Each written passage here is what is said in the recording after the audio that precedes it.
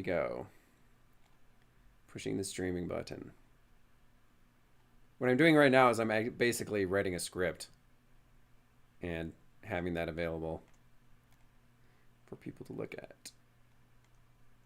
So that's fun. Are you streaming writing a script? Yeah, why not? That's kind of fun. I mean, it's the first part of any video production process is writing a stupid script anyways. I'm writing it on something that I know you hate. It's the Trivium book. Why everyone should learn the Trivium. Do you know what's crazy? I found, you know that book I try to get the rights on, but then he didn't want to do it for the audiobook. He basically somebody took that book and just like fed it into a voice to text thing and just uploaded it on YouTube. Someone did that? Yeah.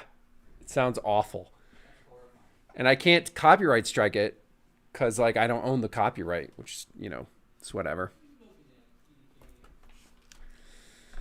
I know. Crazy.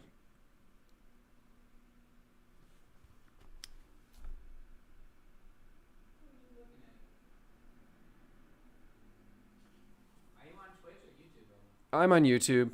I did a little poll and basically it said that my YouTube audience would prefer YouTube for streaming rather than Twitch.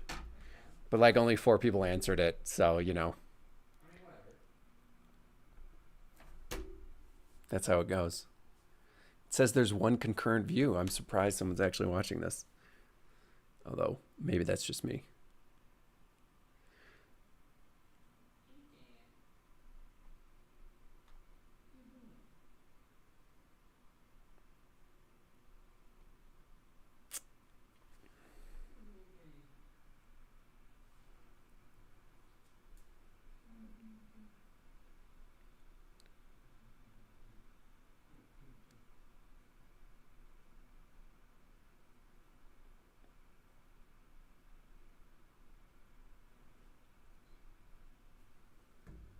I just texted everyone on Jams. Did you really? Yeah, I was like, I'm streaming now if anyone wants to talk. Although, actually, I have a number of Discord servers that also do that too. You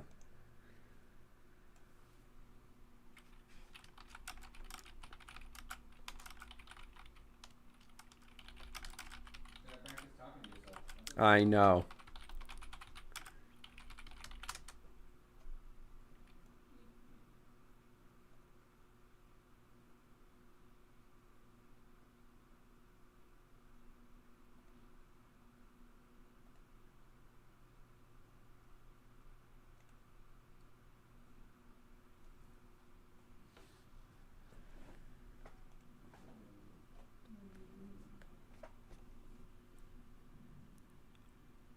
What are you up to? Me? Really, nothing? That's fun. So basically, I don't know if you saw the video that I released recently, but I've decided the only way I'm actually going to produce these videos for this channel is if I stream the process of me making the videos. And so I've literally this is my first stream and I don't think anyone is watching it, which is makes sense. And it's yeah. No one can hear you. I think only I can hear you right now. But go to IntelliGite, I guess, youtube.com/IntelliGite. Yeah, it'd be fun. Because I feel like I don't have I feel very uncomfortable just talking into the void. I feel like if I'm explaining something, you know what I mean, to someone.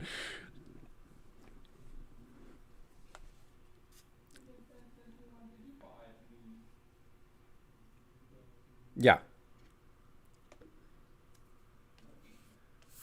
exactly. What? Are you kidding me? Dude, this cat is Pretty pawing much. at me. Wait, what'd you say? I'm petting the cat and then I walked away and she grabbed my shirt with her claws. Oh my God. Apparently my cat is harassing Silas. She wanted more pets. What do you mean, why do I have a cat? So here's my idea for the IntelliGite channel. Do you even are you even subscribed? Probably not. You're probably not on YouTube. You still have that channel?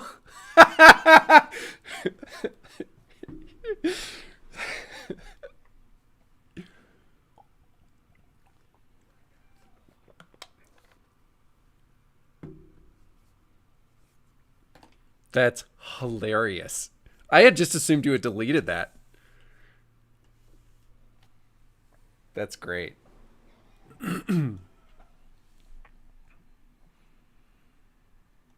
Here, I'll text you the channel. Then you can probably find. I wonder if I can actually just text you the stream directly. That'd be fun.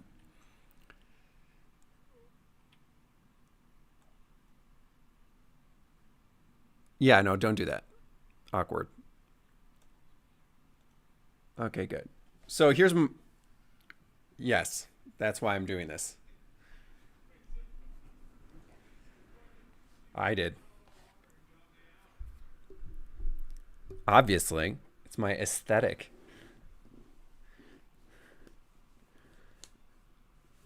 So here's the thing. You can't see what's on my screen, can you? Damn it.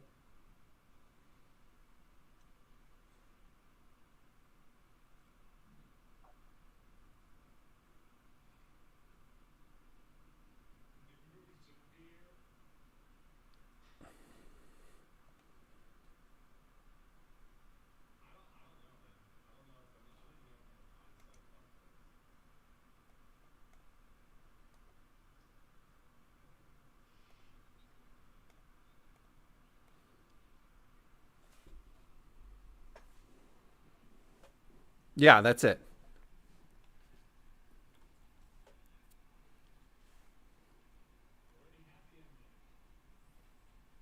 You can't just like mute it.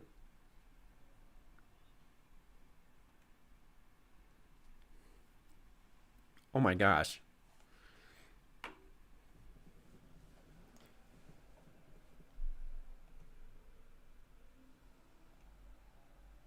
my god, why?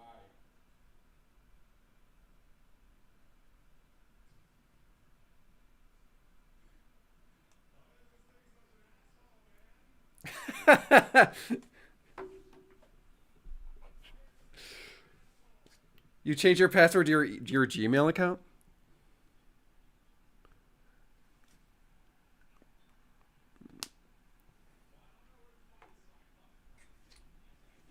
Oh no.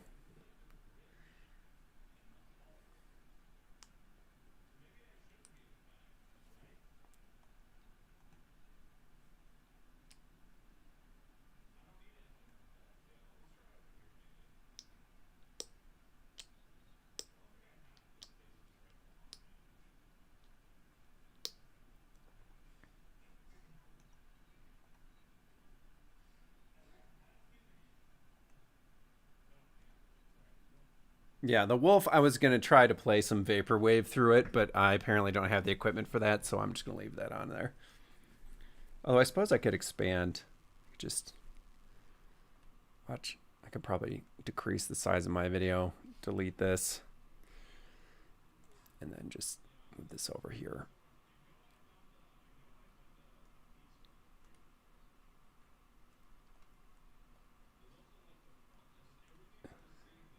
Don't do that.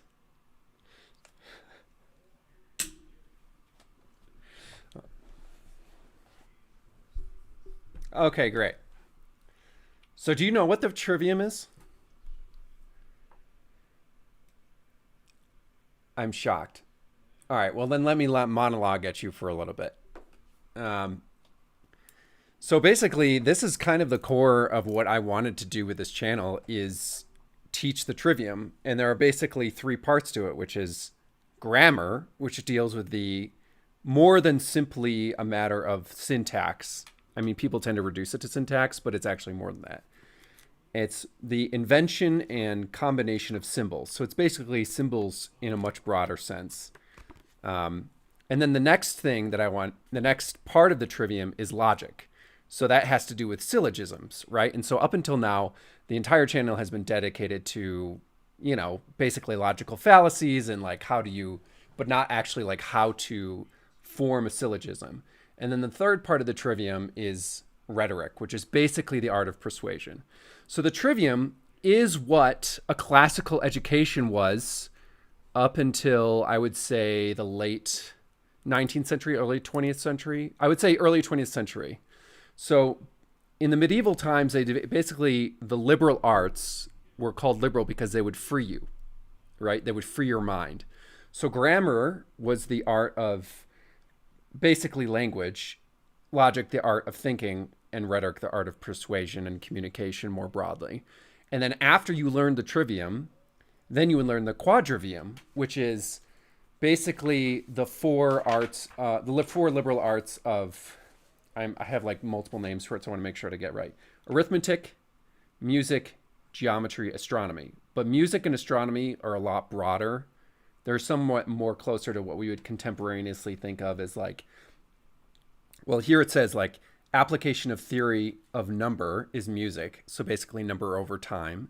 And then astronomy was the application of theory of space. So that you have these four things, and then that would eventually expand into physics, you know.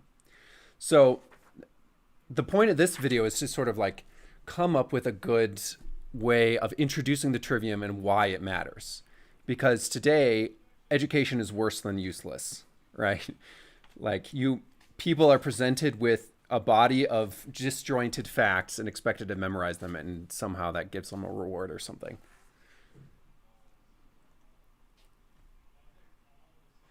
It's precisely because I'm in law school, you know, that I have figured this out. It's the incompetence of lawyers. If you also, Daniel, since now apparently more than people are watching this, you should ask your questions in the chat. I don't know why. So yeah, I'm talking to for anyone who's actually watching this, I'm actually talking to someone on the phone because I feel too awkward talking to myself. So, you know, I don't, yeah, I don't want to have Silas. I'm sure Silas is also like watching a streamer right now. So, you know, but basically like I want to introduce people to why the trivium is important, and then actually go on to teach people the basis of the trivium on the basis of like this book, which is a fantastic book, which by the way, if you have not bought and read this book, hold on.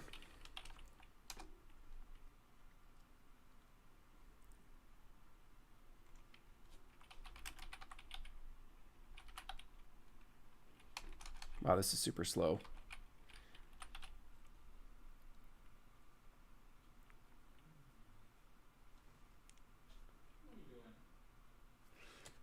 I'm going to copy this and put it in the chat. Yeah. This is the most condensed version of it that I've found.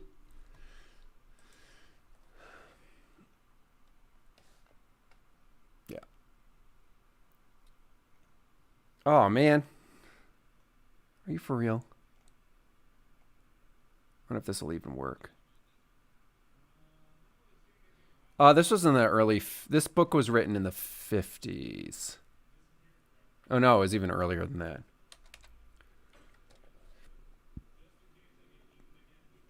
I don't even know if that's going to work.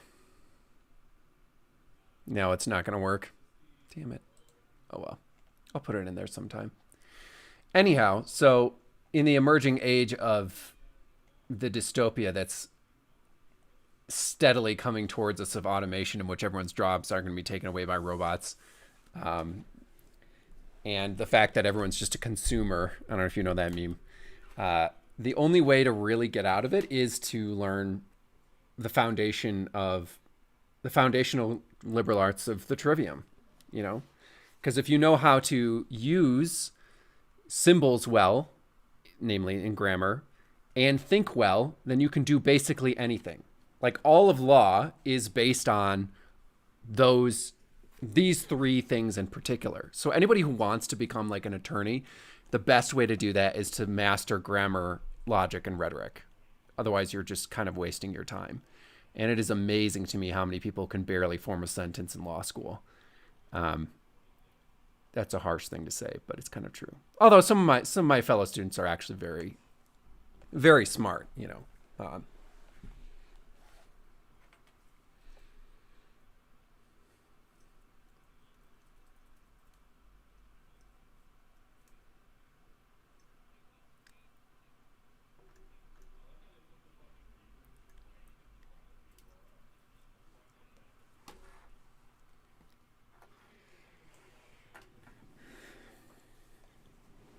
Of course they are. I'm gonna refrain from commentary on that. Um, yeah, I don't want to lose my audience. Um, Anyhow, so those are the three, and so I wanna try and see if I can figure out how to break this down more. I think that's like the problem is as soon as I start thinking about this now, then there's a part of me that just immediately goes into introversion mode, and it's like I should just go think about this by myself. You know what I mean?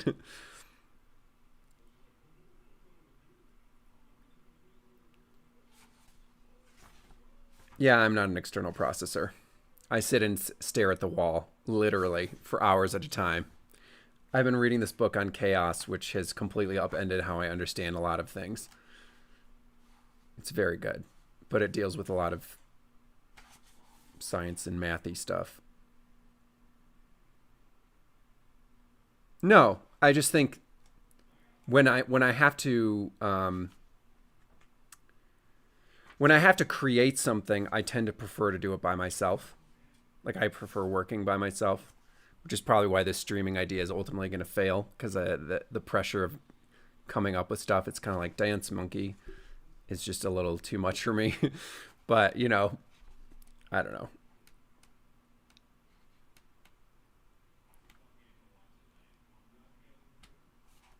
Persuasion. All right, so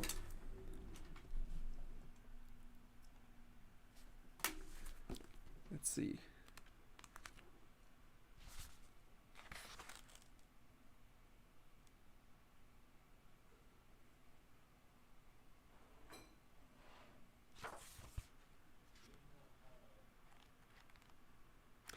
I have an idea. I'm realizing that the script writing part of this cannot be done live. I think that's the problem. Like if I was just like animating or something where there's like a concrete task, this would be a lot easier. But the fact is like I'm using a lot of mental energy thinking about people's reactions to my thinking. You know what I mean?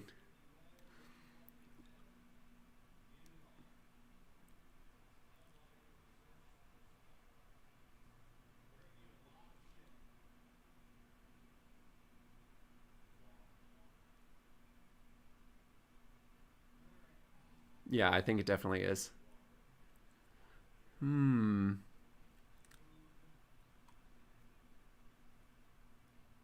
Yeah, the goal is to basically okay, so the thing is I want to do several things at once, which is ultimately destined to fail, but that doesn't matter. Um, it's really hard to learn logic without being motivated. It's really hard. So I've kind of come up with this science fiction story in which the main character learns the trivium as a necessary way of escaping the dystopia that he's in. So this next video is sort of like a video within a video. It's like the video that he would watch in that science fiction story, if that makes sense. But the more I think about it, the more I just kind of want to make something funny and entertaining. You know what I mean?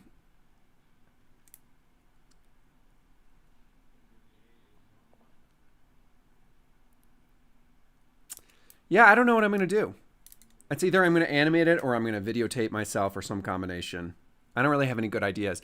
I got to come up with something that's like worthwhile. The problem is I haven't really figured out that like I have an idea obviously of like how to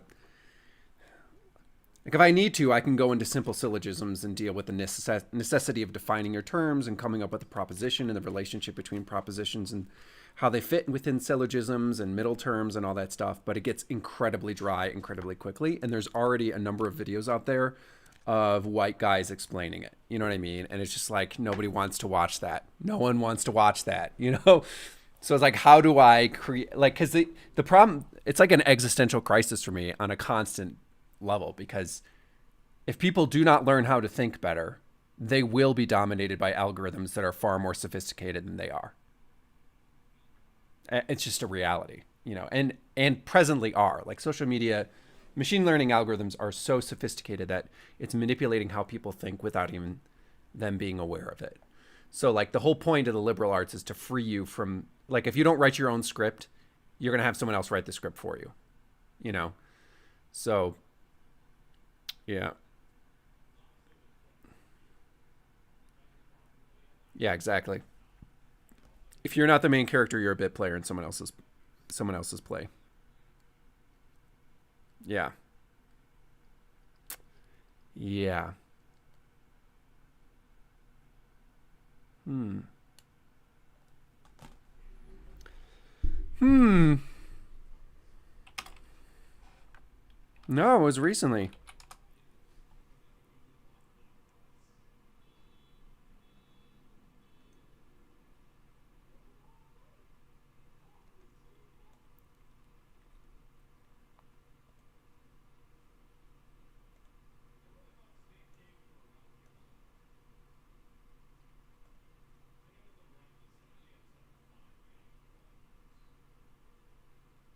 Well, you should watch that video.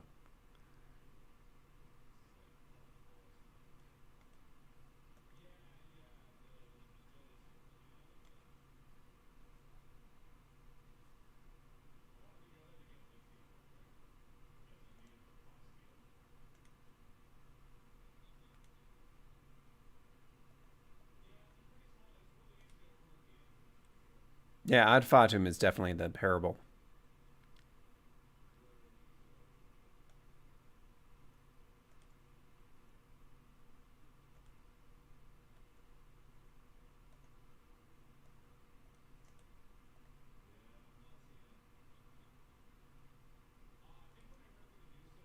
Probably. He's told me to make more videos, but like, you know, who has time for that? It's not like I'm in law school.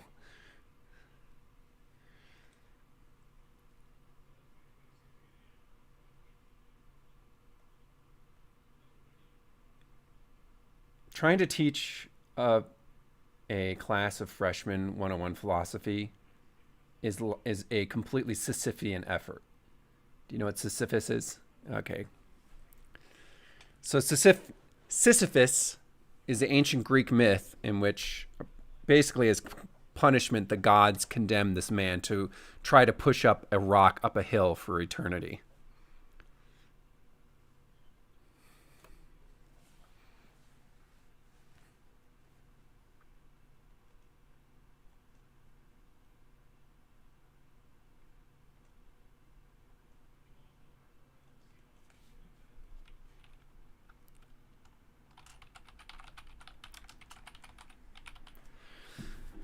Okay.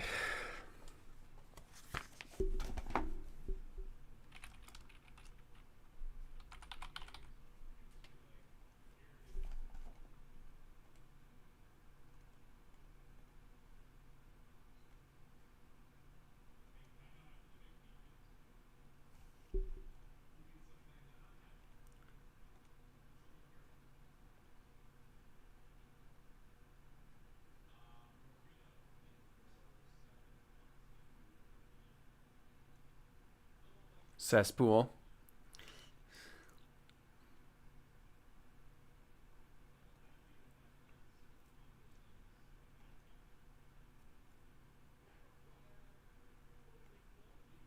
YouTube is a cesspool.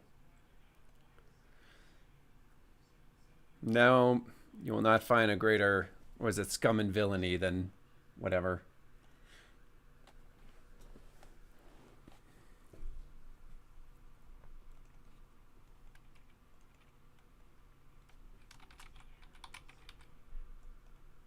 Do you want to lose your faith in humanity? Because that's how you lose your faith in humanity, is looking at YouTube chat boxes.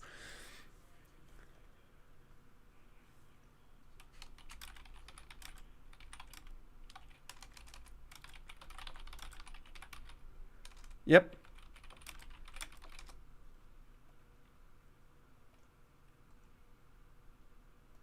So this is Adobe Audition. This is what I use to record things. Um, so I obtained the rights to. Do you know who Edward Fazer is? Edward Fazer is a philosopher. So obtained the rights to his book Aristotle's Revenge for the audiobook. So I was made sure to include in the contract that I would be able to stream it. So that's what I'm going to do. Okay. So I'm going to read the preface. I hope the audio quality will be sufficient. Hopefully none of Silas's stuff will show up in the background. Although this is a pretty close mic, you know.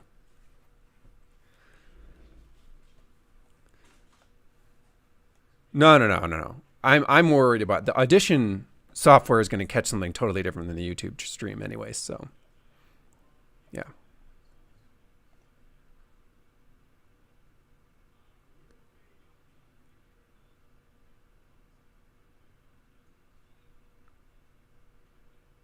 No, you can go ahead and leave now if you want.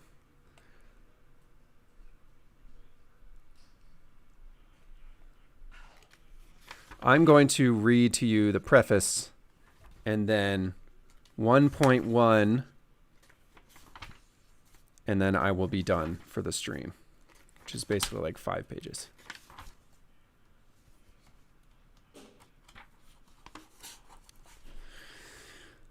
Okay. We're going to mute this. And 3.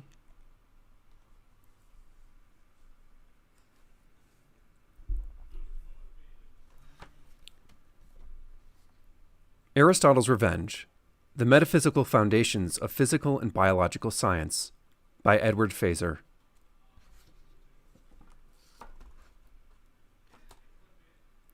The central argument of this book is that Aristotelian metaphysics is not only compatible with modern science, but is implicitly presupposed by modern science. Many readers will be relieved to hear some immediate clarifications and qualifications. First, I am not talking about Aristotle's ideas in physics, as that discipline is understood today. For example, I'm not going to be defending the claim that the sublunary and superlunary realms are governed by different laws, or the doctrine of natural place. I'm talking about the philosophical ideas that can be disentangled from the outdated scientific framework, such as the theory of actuality and potentiality, and the doctrine of the four causes. These are, again, metaphysical ideas rather than scientific ones. Or, to be more precise, they are ideas in the philosophy of nature, which I regard as a subdiscipline within metaphysics, for reasons I will explain in Chapter 1.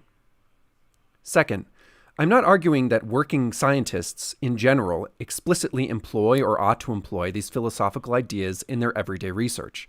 I'm arguing that the practice of science and the results of science, at least in their broad outlines, implicitly presuppose the truth of these ideas. Even if for most practical purposes, the scientist can, in his ordinary work, bracket them off. I'm primarily addressing the question of how to interpret the practice and results of science, not the question of how to carry out that practice or generate those results. Third, even then, my remarks about those results will be very general. To be sure, I will have a lot to say about why relativity theory, quantum mechanics, chemistry, evolution, and neuroscience in no way undermine the central ideas of Aristotelian philosophy of nature, and even presuppose those ideas in a very general way. But there are in each case a number of different ways the Aristotelian might work out the details, and I make no pretense of having done more than scratch the surface here. An Aristotelian philosophy of physics, an Aristotelian philosophy of chemistry, an Aristotelian philosophy of biology, and an Aristotelian philosophy of neuroscience would each require a book of its own to adequately work it out. To work out. That doesn't make any sense. I think the editor needs to fix this. If the relatively cursory treatments I provide encourage others to carry out these jobs more thoroughly, I will not be displeased. That was shit. Total garbage. Such is the life of a voiceover artist. Whenever I start doing a voiceover, my voice starts going. It's like I start getting just lots of like saliva. It's like.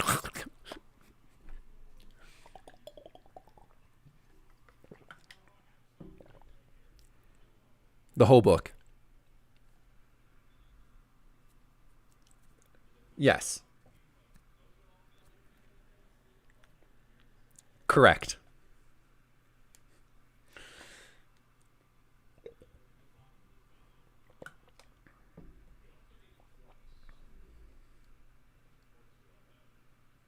Yeah, it's going to go on. This book is going to go on Audible at some point, whenever I actually get around to finishing it, which is probably never. Although I am contractually obligated to make a good faith attempt. Yeah, I did. I reached out to them. I know Phaser, so.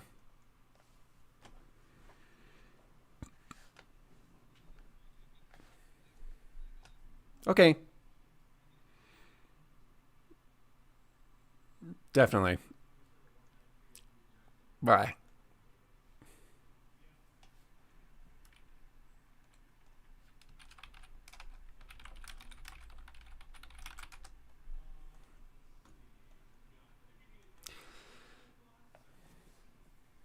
Probably pay attention to where my face is on camera. I don't know if I'm actually going to use this.